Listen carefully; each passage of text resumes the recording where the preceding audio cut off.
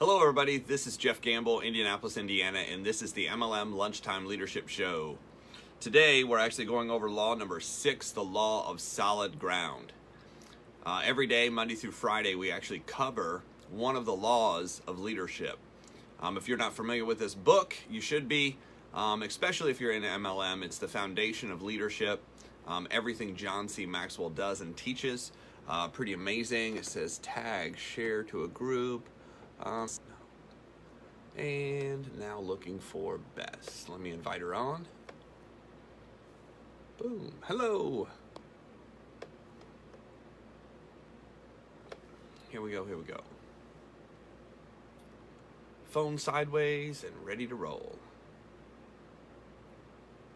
By the way, if you're ever doing a Facebook Live and you need to bring on 2 people, you actually both have to have your phone sideways to be able to bring on side by side.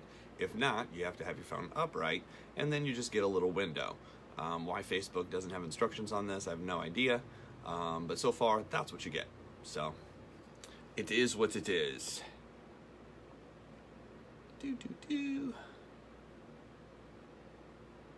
And waiting for viewers to join.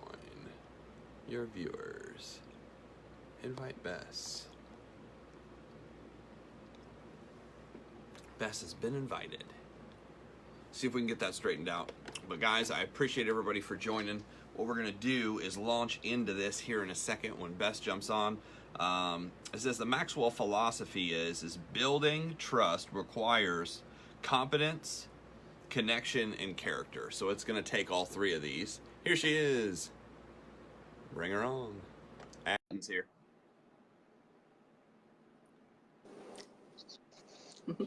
Ta-da! Ta-da! It worked. Hey everybody, trust. Law number 6, law of solid ground, which is building trust. That's the most important aspect. That's your most important, your best aspect in leadership, trust. We are Jeffrey David Gamble of My Leadership Network, also a certified John Maxwell trainer, coach, and speaker, and Bess McCarty of the MLM Millionaire Club School for Network Marketers, also the shrink of MLM. Who is here to be a great leader, to better themselves as a leader? Type yes, because I want to hear you. Type yes in the comments. And if you're watching the replay, please type replay, because we'd like to thank you for that. Also, we'd love to know where you're from. We get people all over the world sharing about leadership.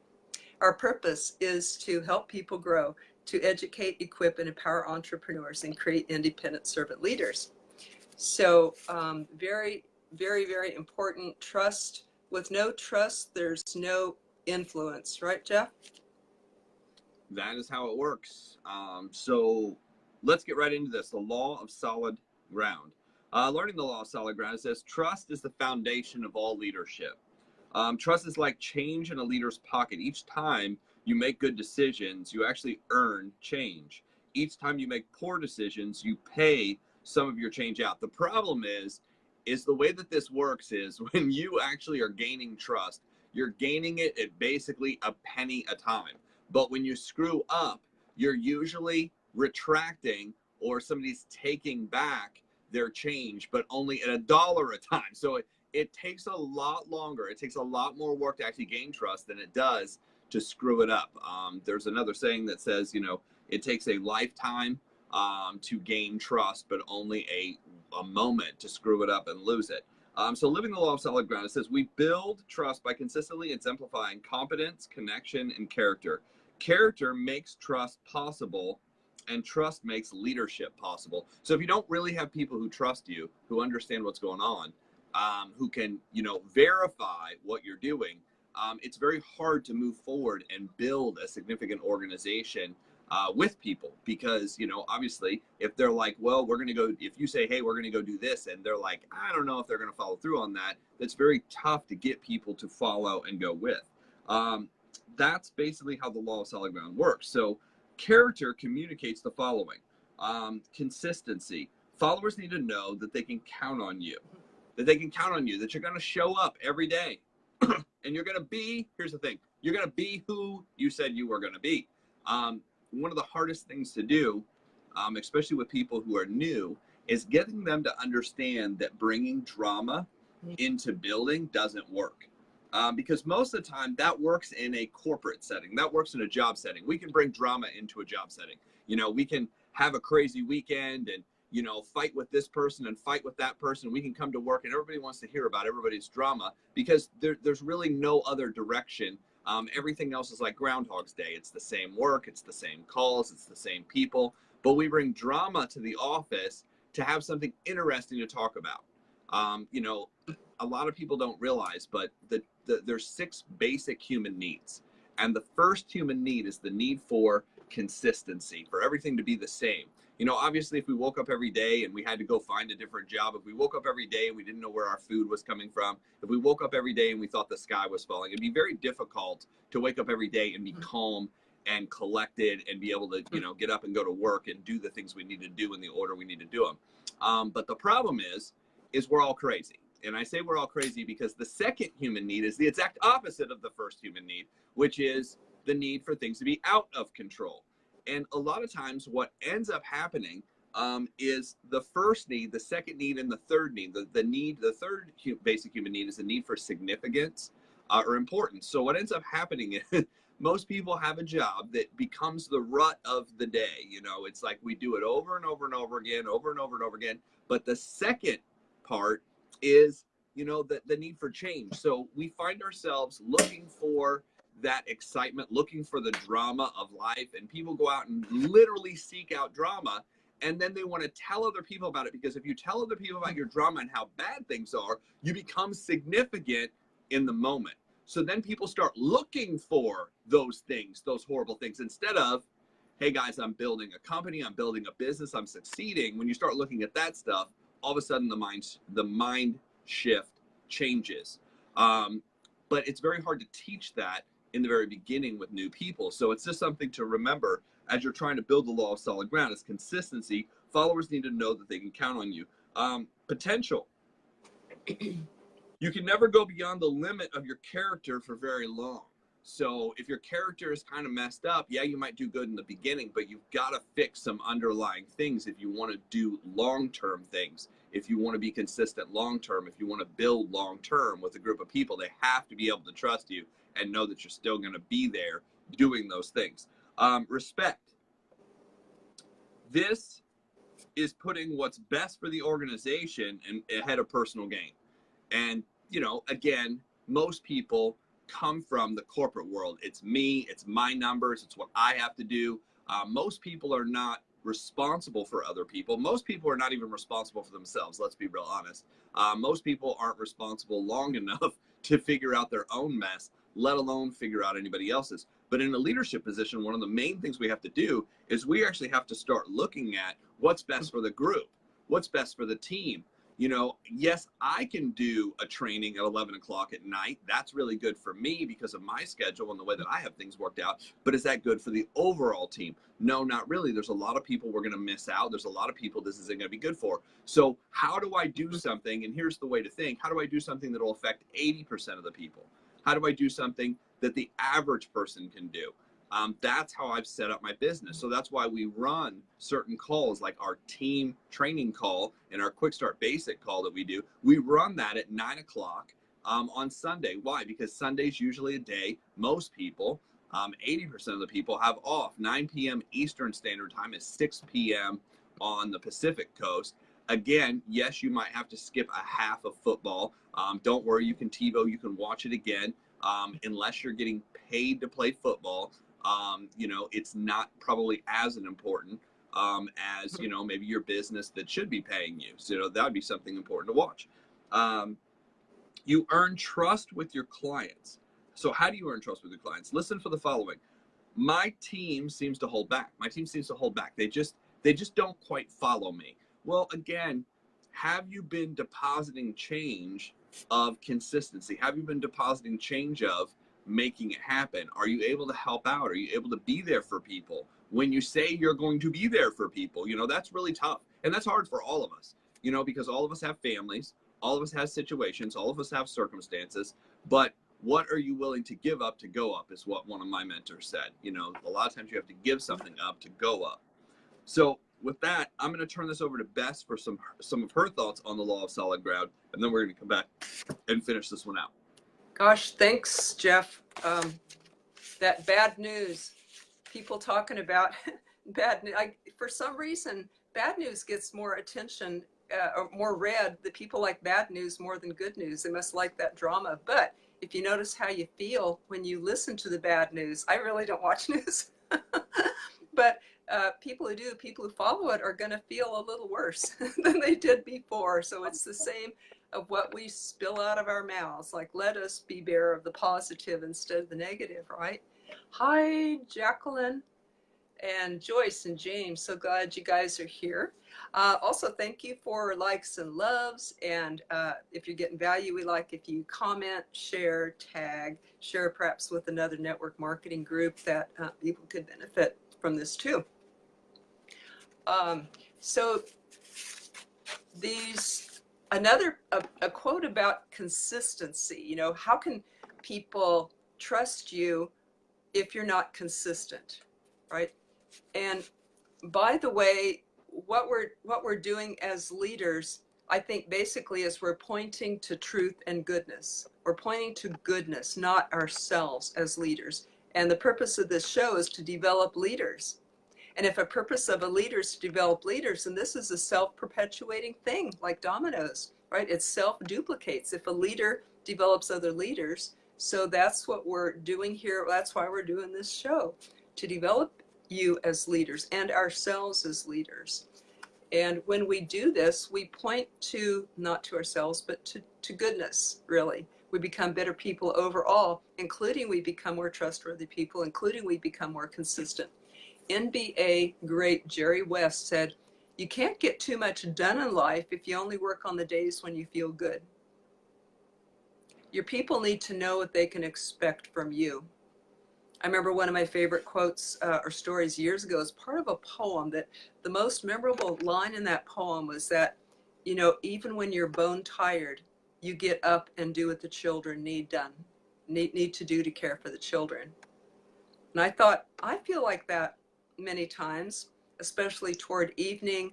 I'll be bone tired, but there's one more thing that I need to get done. There's one more thing that somebody needs to get done. And I can do that.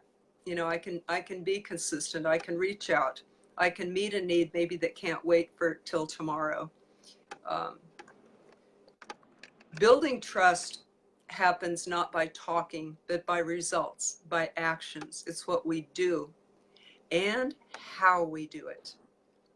Like Jeff said, we do it with respect. We do it with integrity and regard for the next person. It was a few years back when I was in a class as a holistic health practitioner and a body-mind therapist. I was in a class in San Diego at Body Mind College. And it just occurred to me that I could do with developing more respect for people. You know, sometimes I would disregard people or criticize or something. So for that semester, I made it a practice to respect people, to edify, to regard them, to listen to them, to not interrupt them, to not disregard them. And it was my own private little experiment.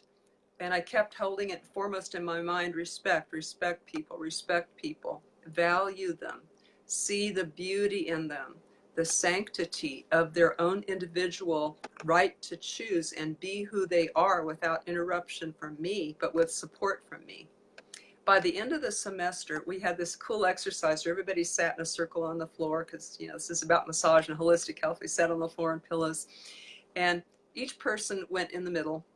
And each person on the outside said what they appreciated, what they had learned and known about that person, a quality that they appreciated during that semester, getting to know that fellow student. And when I came to my turn, and my teacher faced me and he said, Bess has a high respect for all the people in the class. And I thought, oh my gosh, it was noticed. It made a difference to somebody. You know, and this is my teacher saying it. So that really meant a lot to me, because I really respected him. And I realized that this stuff is real. It has an effect on people. I'll go back to Jeff. I'll share more later, but back to Jeff right now. So if we look at the rest of this, it says leading others to the law of solid ground. It says ask your client these 3 questions. In your current position, what are some of the most important things you do to build trust with others? We learned in one of the other laws that if you're not doing things specifically to build trust, you're probably not building trust. You know, if you can't put your finger on exactly how you're adding value to other people, you're probably not adding value to other people, which means that you're retracting. And a lot of people actually subtract from their leadership and don't even know it. So that's one of the things that says, what might happen if you stop doing them, and what would the cost be of not adding value, you know, not actually helping them out, not building trust with your clients. 2, it says, John says that leaders can earn relational change or they can have it taken away. When you make mistakes, how do you restore confidence in yourself? You know, everybody can make a mistake. This is not about being a perfect leader, but this is about overall making great decisions. One of the main things that I found that people actually get upset with is not knowing what happened, meaning you've made a decision, you've changed the meeting, you've changed the event, you've changed something, and you haven't informed everybody on what's going on. Therefore, they feel out of touch, they feel like they weren't consulted, they feel unimportant to the overall decisions, not knowing. The only thing worse than not knowing is being lied to. You know, when you're lied to about something, it even gets worse. You're like, well, I was told this is the way that it was, and now finding out that's not the way it was made up, it was manufactured, it was there for the wrong reason, it was there to deceive. That's probably the only worst thing that you could do. So how do you add value? Consult. How do you help people out? How do you build the law of solid ground? You actually consult with them. Hey, we're thinking about these 3 options. Here's the best option that I think. What are your thoughts? When you involve other people in the decisions, it makes the decision so much easier, but the buy-in so much easier because you're valuing other people's opinion and what's going on. Now, you can't always do this. This is why John talks about in one of the other laws, the law of the inner circle, is you want to involve the people who are 80% of the production of the room. Those are the people who get to be in on those decisions. And then you want to inform people as fast as possible. So that's what I found. When you make mistakes, how do you restore confidence in yourself? If you make a mistake and you change something that doesn't work for everybody, number 1 thing is admit it. Hey, guys, we screwed up. I screwed up. You know, I screwed up. Not we. I messed up. I changed this. Here's what I thought was going to happen. It didn't happen. I messed up.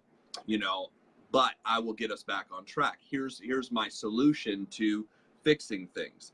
3rd, what can you do to keep track of trust that you're building in relationships? One of my mentors, David Bird, actually learned from Paul J. Myers. And Paul J. Myers actually took and has a planner. And he had a planner for his top 30 people that he met with. And he actually tracked basic conversations that he had with them, you know, concerning business. You know, if they hung out as friends, he didn't say, hey, I went to the movies with this person. He just tracked basic conversations, anything that was going on in business. He was concerned with their goals. He was concerned with their dreams. He was concerned with their activity. He was concerned with their accountability. So that's what he tracked. So he had that ability to kind of track what was going on with other people. And I think that was big credit to his success. So that's basically what I have for the law of solid ground. You want to consistently add value to people. If you add value to people, you'll actually add and get what they call that quote unquote relationship change, or that law of solid ground change, by making the right decisions, by doing the right things. If you can't point to exactly how you're doing it, unfortunately, you're probably not doing it. So with that, I'm going to throw this back to Bess for her thoughts. Well, I do have a little story to illustrate what Jeff said exactly about including other people, admitting mistakes when you don't. John Maxwell, who wrote the book that we're teaching from right now, the 21 Irrefutable Laws of Leadership. We're on number 6, the Law of Solid Ground, which is about trust. So he wrote this book and 80 other books. Years ago, he was a senior pastor at Skyline Church in San Diego, where I lived for 30 years. And they were putting on this big old elaborate Christmas production, and he was busy and traveling and speaking, and then You know, they were putting on this big elaborate production where tons of people came, and 3 major decisions came up because of lack of time, and he made those decisions himself rather than working through the process of the other leaders and letting it filter down. And as a result, he noticed in his congregation some mistrust and unrest and rumblings. And he thought, well, people should get over it. And he realized, I need to get over it. It's me. Yeah, my attitude is not good. And I'm the one who wrote the book, The Winning Attitude. So, humbling moment. What he did is he apologized publicly and asked forgiveness. Because, you know, people know when we mess up. And they can forgive a mistake more than they can, you know, an honest mistake, more than they can forgive a slip of character. But he kept doing the right thing, and slowly he regained that trust. And what I learned from this is that people are more important than getting the darn job done. How we do it and how we treat people is more important than if the job gets done or not. You know, do I run over the people close to me, my family, my team members, my students, my clients?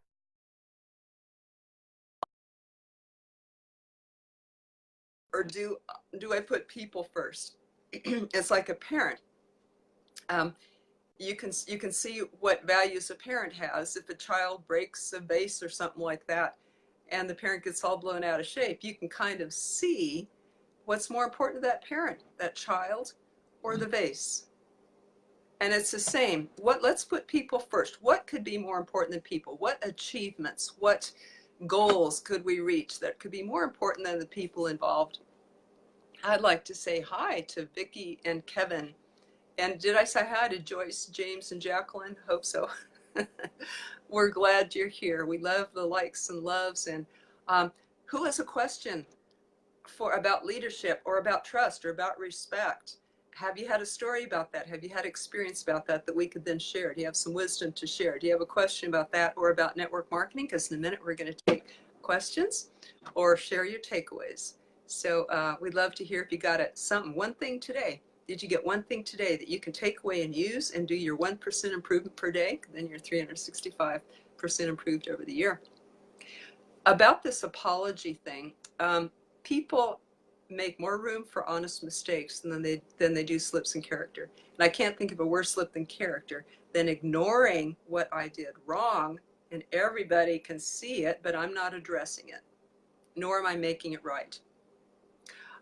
There was a fellow one time that I was dating, and he did something like not show up, or something that he said he was going to do, he didn't do.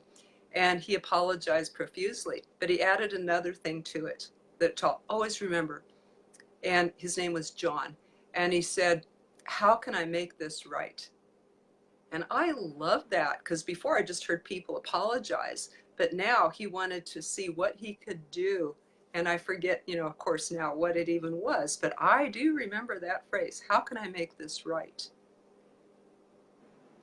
So what we do has consequences, and he was recognizing that simply apologizing might not be enough. He took another step. This could be applied to all relationships and marriage and all that. So to summarize this, assess how trustworthy you are. How open are your followers with you? And your leaders, people who lead you, how much responsibility do they entrust to you? That they know you're going to be consistent, accountable, and dependable. Build your character with integrity and honesty. Be honest even when it hurts. Because I'll tell you, that's still the shortest hurt, is to be honest and fess up. And be authentic. Be you with all, and do the right things despite how you feel, if you're tired or whatever. And then apologize to who you have hurt or betrayed, and slowly earn their trust. So back to Jeff. Any questions here? I'll turn it back to Jeff.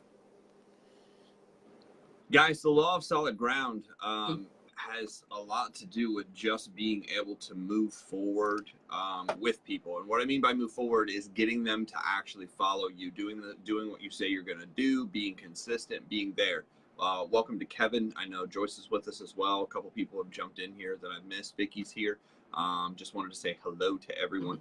But the law of solid ground, I actually named one of my corporations this, Solid Ground Investments, because it's about trust. And if you don't have that, it's very hard to move forward, especially when dealing in real estate, which doesn't have a lot of trust in it.